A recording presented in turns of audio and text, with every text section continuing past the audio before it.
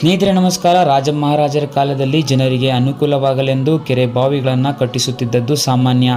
ಅಂತಹ ನೀರಿನ ಮೂಲಗಳ ನಾನಾ ಕುರುಹುಗಳು ಇಂದಿಗೂ ಇತಿಹಾಸದ ಪುಟಗಳಲ್ಲಿ ಜೀವಂತವಾಗಿ ಬಿಟ್ಟಿವೆ. ಕೇವಲ ಜೀವಂತ ಮಾತ್ರವಲ್ಲ, ಇಂದಿಗೂ ಇತಿಹಾಸವನ್ನು ಸಾರಿ ಹೇಳ್ತಾ ರಮ್ಯ ಮನೋಹರದಾಯಕ ನೋಟದಿಂದಲೂ ಜನರನ್ನು ತನ್ನತ್ತ ಆಕರ್ಷಿಸುತ್ತಾ ನಿಂತಿವೆ. ಅಂತಹ ಪುರಾಣ ಪ್ರಸಿದ್ಧ ಸ್ಥಳಗಳಲ್ಲಿ ಒಂದು ಇವತ್ತಿನ ಸಂಚಿಕೆಯ ಕೇಂದ್ರ ಬಿಂದುವಾಗಿರುವ ಸೂಳೆಕೆರೆ. ಈ ಹೆಸರು ಕೇಳಿದಾಕ್ಷಣ ಒಂದೊಂದು ಕಥೆಗಳು ನಮ್ಮ ತಲೆ ಹೊಕ್ಕಿ ಬಿಡ್ತಾವೆ. ಅದು ಮನುಷ್ಯನ ಸಹಜ ಗುಣ. ಆದರೆ ಈ ಕೆರೆಯ ಹಿಂದಿನ ಇತಿಹಾಸವನ್ನೊಮ್ಮೆ ಗಮನಿಸಿದಾಗ ಅದು ನಿಜಕ್ಕೂ ನಮ್ಮೆಲ್ಲರನ್ನ ಉಬ್ಬೇರಿಸುವಂತೆ ಮಾಡುತ್ತೆ. ಅಷ್ಟಕ್ಕೂ ಈ ಕೆರೆಗೆ ಆ ಹೆಸರು ಬಂದಿದ್ದಾದರೂ ಹೇಗೆ, ಯಾತಕ್ಕಾಗಿ ಏಷ್ಯಾದಲ್ಲಿಯೇ ಸುಪ್ರಸಿದ್ಧವಾಯಿತು? ಆ ಕೆರೆಗೆ ಆ ಹೆಸರು ಬಂದಿರುವುದರ ಹಿಂದಿನ ರೋಚಕ ಕಥೆಯಾದರೂ ಏನು ಅನ್ನೋದನ್ನು ಇವತ್ತಿನ ಸಂಚಿಕೆಯಲ್ಲಿ ತಿಳ್ಕೊಳ್ಳೋಣ ಬನ್ನಿ. ಅದಕ್ಕಿಂತ ಮುಂಚೆ ನೀವು ನಮ್ಮ ಚಾನಲ್ಗೆ ಹೊಸಬರಾಗಿದ್ದರೆ ದಯವಿಟ್ಟು ಸಬ್ಸ್ಕ್ರೈಬ್ ಮಾಡಿ ಮತ್ತು ಪಕ್ಕದಲ್ಲಿ ಕಾಣುವ ಬೆಲ್ ಬಟನ್ನ ಪ್ರೆಸ್ ಮಾಡಿ. ಸ್ನೇಹಿತರೆ, ಏಷ್ಯಾದಲ್ಲೇ ಎರಡನೇ ಅತಿ ದೊಡ್ಡ ಕೆರೆ ಎನಿಸಿರುವ ಈ ಕೆರೆಯ ಹೆಸರು ಸೂಳೆಕೆರೆ ಅಂತ. ಇದನ್ನು ಶಾಂತಿ ಕೆರೆ ಅಂತಲೂ ಕರೆಯಲಾಗುತ್ತದೆ.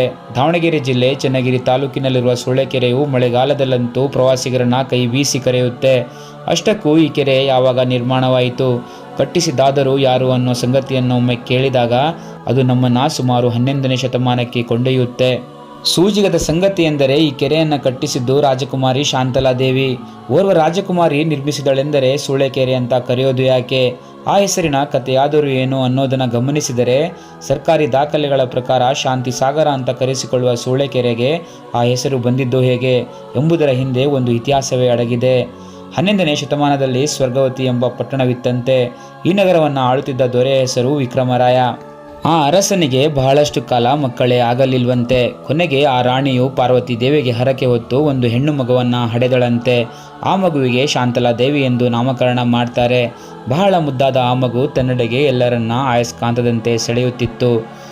ನೋಡುತ್ತಲೇ ಶಾಂತಲಾ ತಾರುಣ್ಯಾವಸ್ಥೆಗೆ ತಲುಪಿದ್ಲು.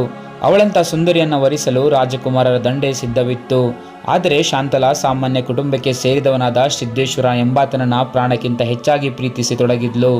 ಅವನನ್ನು ಮದುವೆ ಆಗುವುದಾಗಿ ಹಠ ಹಿಡಿದಾಗ ಅರಸನಿಗೆ ಕೋಪ ನೆತ್ತಿಗೇರಿತ್ತು. ಮುದ್ದಿನ ಮಗಳು ಶತ್ರುವಿನಂತೆ ಕಂಡ್ಲು. ಕೋಪದ ಕೈಗೆ ಬುದ್ಧಿ ಕೊಟ್ಟ ರಾಜ, ನೀನು ನಡತೆಗೆಟ್ಟವಳು, ಮನೆಯ ಮರ್ಯಾದೆ ಗಾಳಿಗೆ ತೂರಿದೆ ಎಂದೆಲ್ಲ ಬೈದು ಅರಮನೆಯಿಂದ ಹೊರಗಟ್ಟಿದ. ಮನನೊಂದ ಶಾಂತಲಾದೇವಿ ಸಿದ್ದೇಶ್ವರನನ್ನು ವರಿಸಿ ಗುಡಿಸಲಲ್ಲಿ ವಾಸ ಮಾಡುತ್ತಿದ್ದಳು. ಕಷ್ಟಪಟ್ಟು ಕೆಲಸ ಮಾಡುತ್ತಾ ಸಂಸಾರ ಸಾಗಿಸುತ್ತಿದ್ದಳು.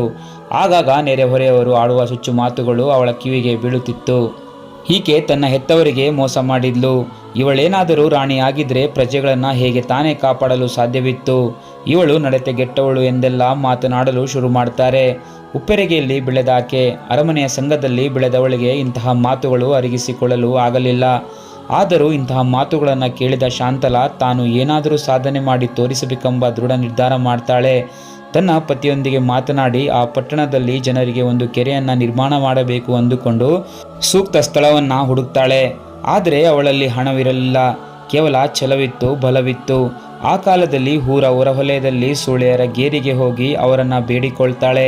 ಅಮ್ಮ, ನೀವು ದೊಡ್ಡ ಮನಸ್ಸನ್ನು ಮಾಡಿ ನಿಮ್ಮ ಕೇರಿಯನ್ನು ಕೆರೆ ಕಟ್ಟಲು ಬಿಟ್ಟುಕೊಡಿ ಎಂದು ವಿನಂತಿಸಿಕೊಳ್ತಾಳೆ. ಓರ್ವ ರಾಜಕುಮಾರಿ ಸಾಮಾನ್ಯಳಂತೆ ಸೆರೆಗೊಟ್ಟಿದಾಗ ಯಾರಿಗೆ ತಾನೇ ಮಮಕಾರ ಬರೋದಿಲ್ಲ. ಅವರು ರಾಜಕುಮಾರಿಯ ಸ್ಥಿತಿಯನ್ನು ಕಂಡು ಮನ ಮರುಗಿ ತಮ್ಮ ಕೇರಿಯನ್ನು ಬಿಟ್ಟುಕೊಟ್ಟು ತಮ್ಮ ಮನೆಗಳನ್ನು ಬೇರೆ ಕಡೆ ಕಟ್ಟಿಕೊಳ್ತಾರೆ. ಅಂದಿನಿಂದ ರಾಜಕುಮಾರಿ ಹಗಲಿರುಳು ದುಡಿದು ಕೆರೆಯನ್ನು ಕಟ್ಟಿಸ್ತಾಳೆ. ಆ ಕೆರೆಗೆ ಆ ಸ್ಥಳವನ್ನು ಬಿಟ್ಟುಕೊಟ್ಟ ವೇಶ್ಯರ ನೆನಪಿಗಾಗಿ ಸೂಳೆಕೆರೆ ಎಂದು ನಾಮಕರಣ ಮಾಡಿ ಕೆರೆಯ ದಡದಲ್ಲಿ ಕುಳಿತು ಸಾಗರದಂತೆ ಕಾಣುವ ಕೆರೆಯನ್ನು ಕಣ್ತುಂಬಿಕೊಳ್ತಾಳೆ. ತಂದೆಯಿಂದಲೇ ನಿಂದನೆ, ಇಲ್ಲ ಸಲ್ಲದ ಮಾತುಗಳಿಂದ ಮನ ನೊಂದಿದ್ದ ಶಾಂತಲಾದೇವಿ ತಾನೇ ಕಟ್ಟಿಸಿದ ಕೆರೆಯಲ್ಲಿ ಮುಳುಗಿ ಪ್ರಾಣ ತ್ಯಾಗ ಮಾಡ್ತಾಳೆ. ಈ ಸುದ್ದಿ ಕೇಳಿದ ಆಕೆಯ ಪತಿ ಸಿದ್ದೇಶ್ವರ ಕೂಡ ಶೋಕತಪ್ತನಾಗಿ ಕೊನೆಗೆ ಆ ಕೊರಗಿನಿಂದಲೇ ಪಕ್ಕದಲ್ಲೇ ಇದ್ದ ಬೆಟ್ಟದ ಮೇಲೆ ಕುಳಿತು ಅನ್ನ ನೀರು ಬಿಟ್ಟು ಪ್ರಾಣ ತ್ಯಾಗ ಮಾಡಿದ. ಅವನ ನೆನಪಿಗಾಗಿ ಅದೇ ಜಾಗದಲ್ಲಿ ಸಿದ್ದೇಶ್ವರ ಎಂಬ ದೇವಾಲಯವೂ ಇದೆ. ದಾವಣಗೆರೆ ಜಿಲ್ಲೆ ಚನ್ನಗಿರಿ ತಾಲೂಕಿನಲ್ಲಿರುವ ಸೂಳೆಕೆರೆಯು ಒಂದು ಹೆಣ್ಣಿನ ಪ್ರೀತಿ, ತ್ಯಾಗ, ಬಲಿದಾನದ ಕಥೆಯಾಗಿದೆ. ಈ ಕೆರೆಯು ಸುತ್ತಮುತ್ತಲಿನ 11 ಹಳ್ಳಿಗಳಿಗೆ ಜೀವನಾಧಾರವಾಗಿದ್ದು ಚಿತ್ರದುರ್ಗ ನಗರಕ್ಕೆ ಕೂಡ ಇದೇ ಕೆರೆಯಿಂದ ಕುಡಿಯುವ ನೀರು ಪೂರೈಸಲಾಗುತ್ತದೆ. ಇಷ್ಟೊಂದು ಇತಿಹಾಸವುಳ್ಳ ಈ ಕೆರೆಯ ಬಗ್ಗೆ ನಿಮಗೇನು ಅನಿಸುತ್ತೋ ಕಮೆಂಟ್ ಮಾಡಿ. ಧನ್ಯವಾದಗಳು.